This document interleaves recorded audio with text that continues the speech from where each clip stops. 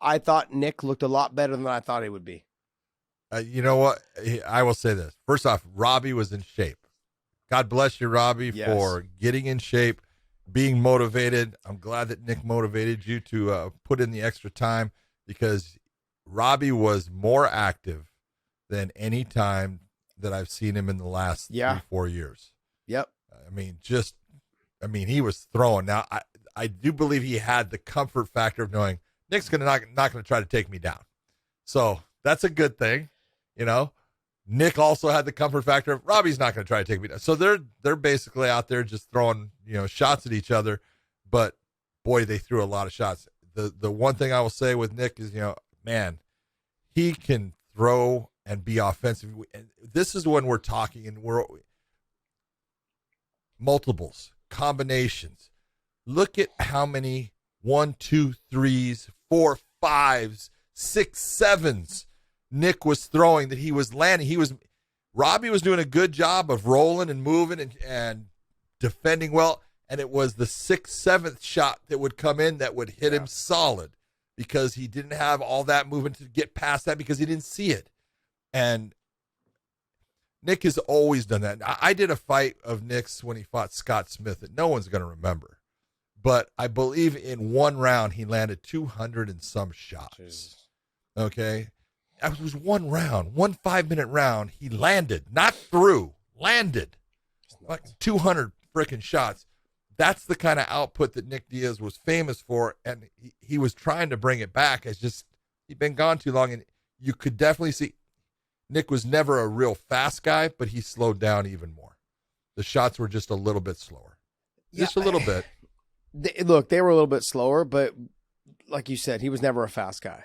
Yeah. But the other thing is, well, I don't want to take anything away from Robbie. Robbie looked absolutely phenomenal. He was in great shape. Yep. I was concerned when Robbie came out in the first round, started pushing the pace, letting the hands go right away. I was like, oh, what are you doing? That's because you were used to the Robbie of the last 3-4 years that he's gotten tired. Yeah. And I did the fight with him against Donald Cerrone, and that was, let's say 2017, I would say, somewhere in there. So we're talking 4 years ago. Yeah. And look, he took the second round off.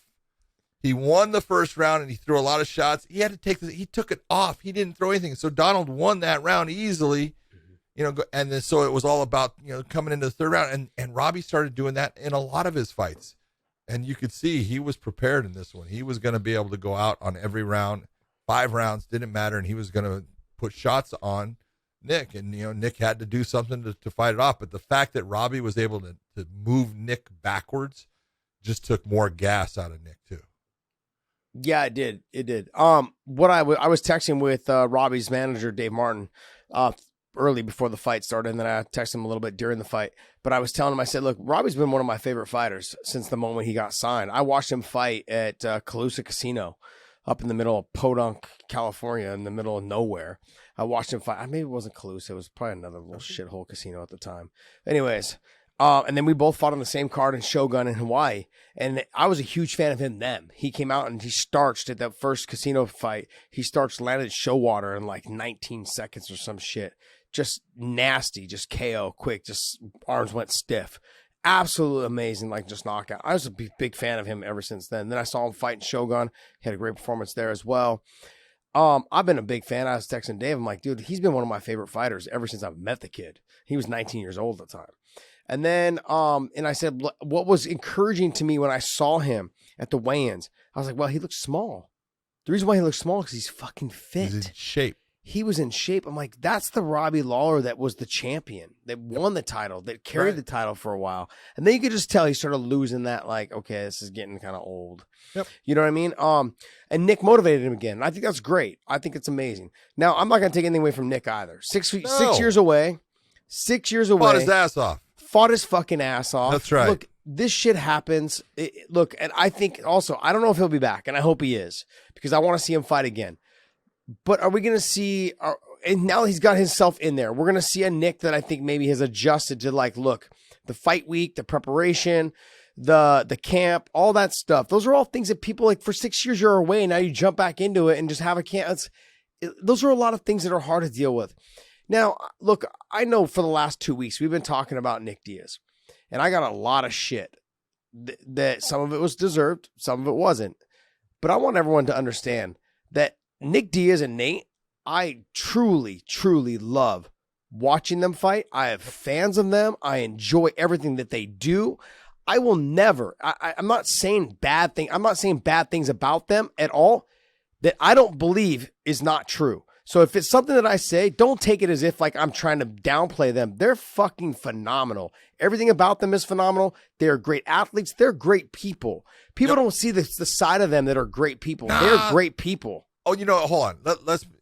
I know people talked about the interview that Nick had with Brett Okamoto. I understand why people were concerned and everything. Although the one thing that I want you to know, Nick's being honest.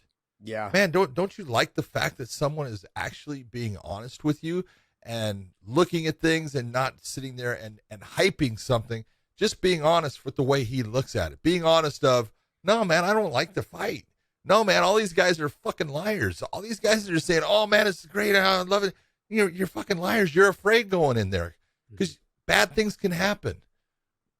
He's being honest.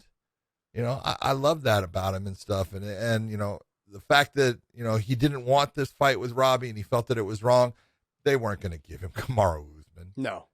That's not even part of the conversation. But, I do like the fact that he doesn't sit there and play the hype game or anything like that. He just tells you the way he sees it. You might not agree. That's okay.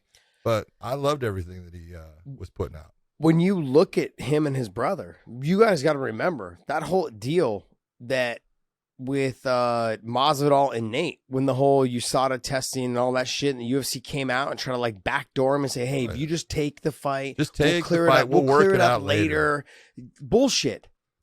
We don't work shit out later. We work it out now. And for all those people that are judging Nick for his interview, sure, maybe you guys are not used to hearing fighters talk that way. Not even just fighters, athletes, period. Because every athlete sits behind their publicists and they're just being fed full of bullshit that they feed to you guys, and you guys just fucking slurp it up. Well, guess what? That's not true. These guys, all athletes, NFL, NBA, baseball, all of them, they all want to tell you the truth, but they can't because their publicist tells them, no, you'll get burned, you'll lose money, you'll lose sponsors. Guess what? Nick don't give a shit. Nate don't give a shit. And that's what makes them so authentic and so real and so fucking fun to watch fight, because that's who they are. And when I sit here and I tell you guys like, hey, I was concerned for him going into the fight. And then when that 185 thing was announced, and I was more concerned, I was like, okay, he didn't look the way he looked 2.5 months ago when he was doing a triathlon. And like, it started bothering me. I'm like, look, I want to see him fight. I want to see him fight well. He is great for the sport, not just him and his brother both. That scrap pack, Jake Shields, Gilbert Melendez, all the guys that come out of there, they've all been great for the sport. You can't deny that. And so I grew up in this area in the Bay Area and where their legacy and their legends and all that shit fucking carries on. I was at Smoke Eaters tonight. Everyone was there to watch him. Yeah. As soon as he lost, 3/4 of the crowd left. Yeah. They didn't give a shit about Ortega and Volk. They didn't care about Shevchenko. They didn't give a shit. They fucking bounced out. I mean, that lets you know that his legend, his legacy still lives on around the Bay Area, at least in the Bay Area. I know it lives on everywhere else.